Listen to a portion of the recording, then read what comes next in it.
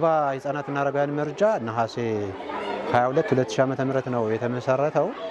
ዝግባ ሲነሳ የማህበረሰቡን ችግር በማህበረሰቡ እንድንፈታ ታሳቢ ተደርጎ በተለይ እዚህ ከፈረንጅ ጥገኝነት ነፃ በወጣ መንገድ ድርጅቶች፣ ግለሰቦች፣ ባለሀብቶች እንዲሁም ተቋማችን የሚያስኬዳቸውን የገቢ ማስገኛ ስራዎችን በማቀናጀት ችግር ፈቺ የሆነ እርዳታ እናደርጋለን ብለን የጀመርነው። ያን ስራ ስንጀምር 23 ህፃናትና 12 አረጋውያንን ይዘን ነው የጀመርነው።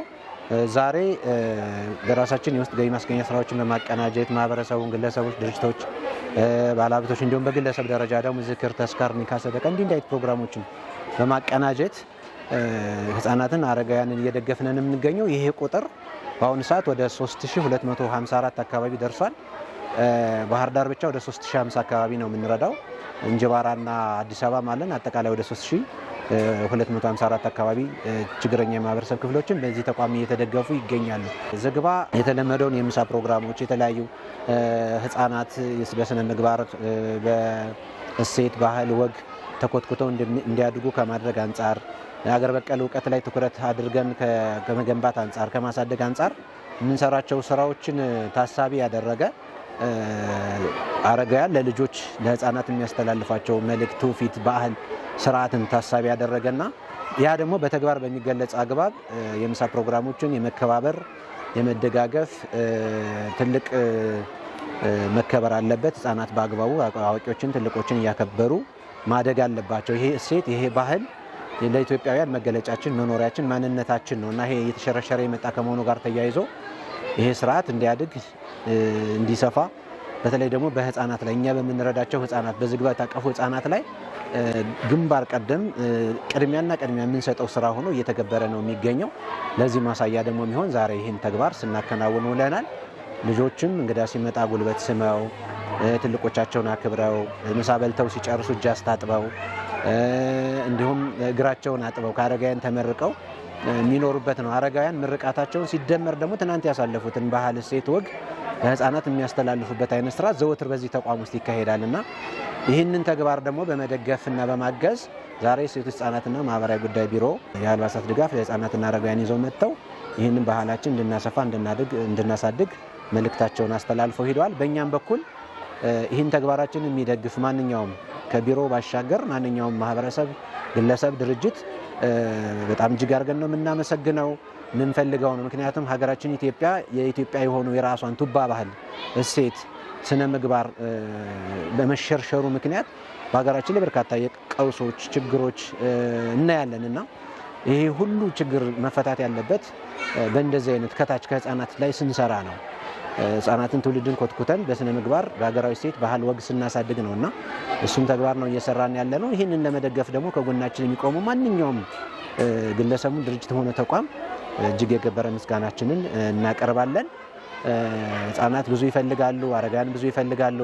በተቋማችን ውስጥ እየመጡ ዝክር፣ ተስካር፣ ልደት፣ ልዩ ፕሮግራሞችን በማድረግ በማገዝ ከኛ ጋራ ማንኛውም ማህበረሰብ አብሮ እንዲሰራ በዚህ አጋጣሚ ጥሪ ማስተላለፍ ፈልጋለሁ። ዛሬ በዝግባ አረጋውያንና ህፃናት ማሳደጊያ በጎ አድራጎት ድርጅት የተገኘ ነው።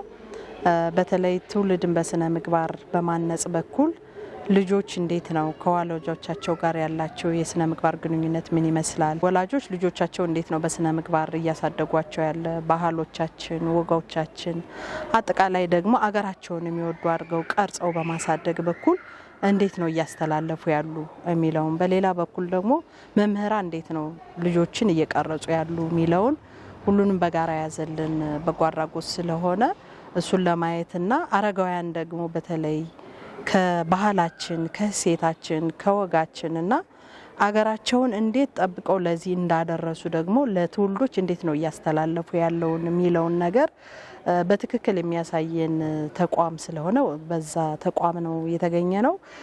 ስናያቸው የነበሩ ነገሮችም የምንፈልጋቸውን ልጆች በስነ ምግባራቸው ተኮትኩተው እንዲያድጉ የምንፈልገውን ሁኔታ ያየንበትና አረጋውያን ደግሞ ለልጆች ማስተላለፍ የሚገባቸውን ጉዳይ እያስተላለፉ የነበሩበት ሁኔታ ነው ያለው።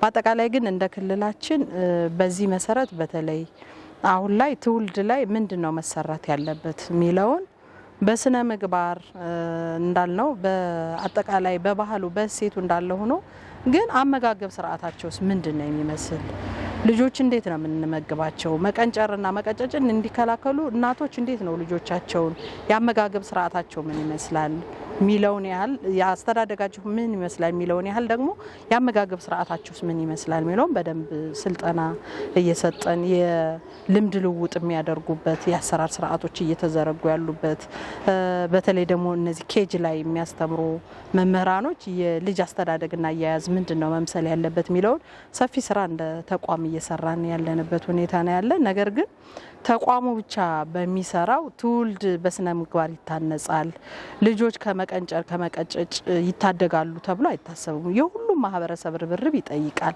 እኛ እንዳስተባባሪ ተቋም ይሄን ጉዳይ ባለቤት ብንሆንም ነገር ግን የብዙ ባለድርሻ አካላት በዚህ ጉዳይ አብረው ካላገዙ ካልተባበር ትውልድን መቅረጽ የአንድ ተቋም ብቻ ሊሆን አይችልም፣ የሁላችንም ነው። ምክንያቱም ትውልድ ማለት የሀገራችን መሰረቶች ናቸው። የሀገር መሰረት ደግሞ በጋራ ነው የሚሰራው። ስለዚህ ትውልድን በጋራ መስራት የሁላችንም ኃላፊነት እንዲሆን ሰፊ ስራዎችን እየሰራን የመጣንበትና ዛሬ ደግሞ በየደረጃው ሲካሄድ ቆይቶ ማጠቃለያ ፕሮግራሙን ለማድረግ በቢሮ ደረጃ የተዘጋጀ ነው። በቢሮ በኩል እየሰራን ያለ ነው። አንደኛ ወላጆችን ስልጠና እንዲያገኙ እናደርጋለን። ካስተዳደጋቸው በተለይ ቅድም ባየነው መርጃ ማህበራት የሚኖሩት አብዛኛዎቹ የትንሽ የኢኮኖሚ ችግር ያለባቸው እናቶች ልጆች ናቸው። ይሄ ምንም ማለት አይደለም። የኢኮኖሚ ችግር በስራ የሚጠፋ ስለሆነ እሱ ችግር አይደለም። ነገር ግን እናቶች ካላቸው ሀብት ልጆቹ ሆዳቸው መሙላቱ ብቻ አይደለም። የተመጣጠነ ነገር እንዲያገኙ የአመጋገብ ስርዓታቸው መስተካከል እንዳለበት ስልጠና ይሰጣቸዋል። በሌላ መንገድ ደግሞ ልጆች በፍላጎታቸው እንዲያድጉ አይደለም እኛ ሆነው እንዲያድጉ የምንፈልገውን ነገር በደንብ ጋይድ ማድረግ አለብን። ልጅ ሁሉ የተወለደው ልጅ ሁሉ በሚፈልገው አይደለም ማድረግ ያለበት። ማለት እኛ አሁን ልጆቻችን ዶክተር እንድትሆን እንፈልጋለን፣ ኢንጂነር እንድትሆን እንፈልጋለን፣ መከላከያ እንድትሆን እንፈልጋለን ማለት ከመጀመሪያው እንዲሆን እየተሰራ ነው ማደግ ያለበት እንጂ እየነገርነው የሚያድግ የለም፣ እየሰራ ነው የሚያድገው እና እሱን እንዲያደርጉ ሰፊ ስራ የሚሰራበት አለ። ተቋሙን በደንብ ይደግፋቸዋል፣ ቢሮአችንን በደንብ ይደግፋቸዋል።